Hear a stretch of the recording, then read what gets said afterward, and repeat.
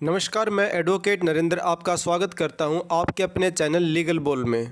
दोस्तों, अगर आप चेक बाउंस मामले में आरोपी हैं तो यह वीडियो आपके बहुत काम की होने वाली है। आज मैं बात करूंगा सेक्शन 138 नेगोशिएबल इंस्ट्रूमेंट एक्ट के तहत किए जाने वाले चेक बाउंस केस में लिए जाने वाले डिफेंस के बारे में, जो लगभग सभी चेक बाउंस केस में लिया जा सकता है और काफ़ी हद तक कारगर भी होता है। और एक ऐसी गलती के बारे में भी बताऊंगा जो शिकायतकर्ता द्वारा चेक बाउंस केस में की जाती है, जिसका सीधा फायदा आरोपी को मिलता है। आज की ये वीडियो इंपॉर्टेंट होने वाली है। वीडियो जरा सा भी स्किप ना करें, नहीं तो आप ऐसा पॉइंट मिस कर सकते हैं जो आपके काम आ सकता था और आपके केस का रुख आपकी ओर मोड़ सकता था। तो इस वीडियो को शुरू से अंत तक पूरा देखें। दोस्तों, चेक बाउंस केस में आरोपी को अपना डिफेंस बियॉन्ड रीजनेबल डाउट साबित करने की जरूरत नहीं होती। उसे केवल शिकायतकर्ता ने जो फैक्ट कोर्ट के सामने रखे हैं उनमें कमियां निकालनी है। आरोपी को अपना केस प्रीपोंडेंस ऑफ प्रोबेबिलिटीज पर साबित करना है।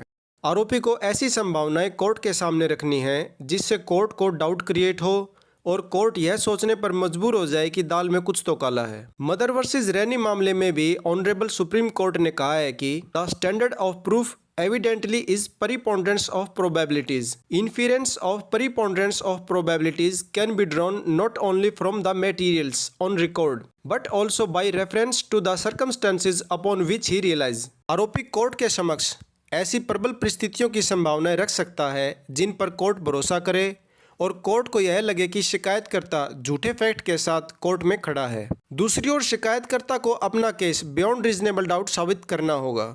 शिकायतकर्ता पर यह बर्डन होता है कि वह अपने केस को न्यायालय के समक्ष इस प्रकार पेश करे कि न्यायालय को उसके फैक्ट्स पर कोई संदेह ना रहे।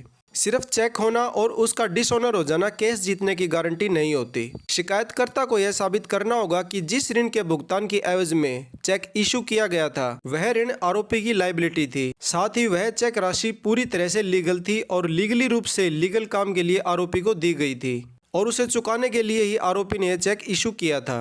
ऐसा ऋण ही लीगल एनफोर्सेबल माना जाएगा, अर्थात ऐसे ऋण की प्राप्ति के लिए ही कानून का सहारा लिया जा सकता है। ऐसी ही एक criminal appeal Prakash Madhukar Rao Desai versus Dattatreya Sheshrao Desai Bombay high court के समक्ष आई, जिसका क्रिमिनल अपील नंबर 795 ऑफ 2018 है। यह अपील एक्विटल ऑर्डर के खिलाफ शिकायतकर्ता द्वारा की गई थी, जिसमें ट्रायल कोर्ट ने दिनांक 9 मार्च 2018 को इस ग्राउंड पर यह जजमेंट पास करते हुए आरोपी को आरोप मुक्त कर दिया था कि चेक एक ऐसी राशि के संबंध में था जिस राशि को शिकायतकर्ता ने अपनी आयकर रिटर्न में शो नहीं किया था। इसलिए इसे सेक्शन 138 नेगोशिएबल इंस्ट्रूमेंट एक्ट के तहत कानूनी रूप से लागू करने योग्य ऋण या दायित्व नहीं माना जा सकता। इस डिफेंस को समझने के लिए चलिए देखते हैं इस केस के फैक्ट्स क्या थे। लेकिन आगे बढ़ने से पहले अगर आप इस चैनल पर नए हैं तो चैनल को सब्सक्राइब कर लें और नोटिफिकेशन बेल का बटन जरूर प्रेस करें ताकि मेरी आने वाली वीडियो की जानकारी आपको समय पर मिलती रहे। तो चलिए शुरू करते हैं। दोस्तों, इस केस में शिकायतकर्ता और आरोपी दोनों कजन थे।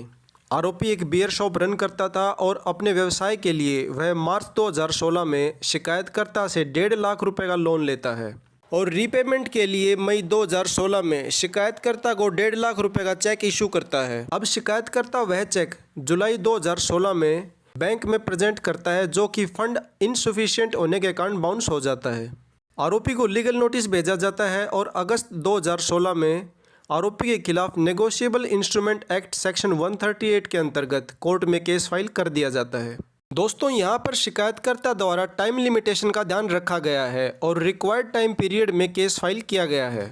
सेक्शन 138 के बेसिक लॉ के अकॉर्डिंग आपका केस अगर टाइम लिमिटेशन की शर्तें पूरी करता है तभी आप अपनी राशि को वापस लेने के लिए कानून की सहायता ले सकते हैं, अन्यथा नहीं। और चेक बाउंस केस का रिक्वायर्ड टाइम पीरियड क्या है इस बारे में मैं अपनी लास्ट वीडियो में बता चुका हूँ। अब कोर्ट में ट्रायल चलता है, शिकायतकर्ता स्वयं का गवाह बनता है और आरोपी का वकील शिकायतकर्ता का क्रॉस एग्जामिनेशन करता है। दूसरी ओर आरोपी ना तो स्वयं का गवाह बनता है और ना ही कोई और विटनेस अपने पक्ष में कोर्ट में खड़ा करता है। आरोपी केवल सेक्शन 313 सीआरपीसी की स्टेटमेंट करवाता है, जिसमें वह अपने डिफेंस में कहता है कि शिकायतकर्ता उसके घर आता जाता रहता था और वह चेक शिकायतकर्ता ने उसके घर से उठाया होगा और अब मेरे खिलाफ यह झूठा केस फाइल कर दिया है। यहाँ पर मैं यह स्पष्ट कर देना चाहता हूँ कि सेक्शन 313 सीआरपीसी के तहत दी जाने वाली आरोपी की स्टेटमेंट को डिफेंस नहीं माना जाता। आरोपी केवल सेक्शन 315 सीआरपीसी के तहत ही अपना डिफेंस न्यायालय के समक्ष पेश कर सकता है।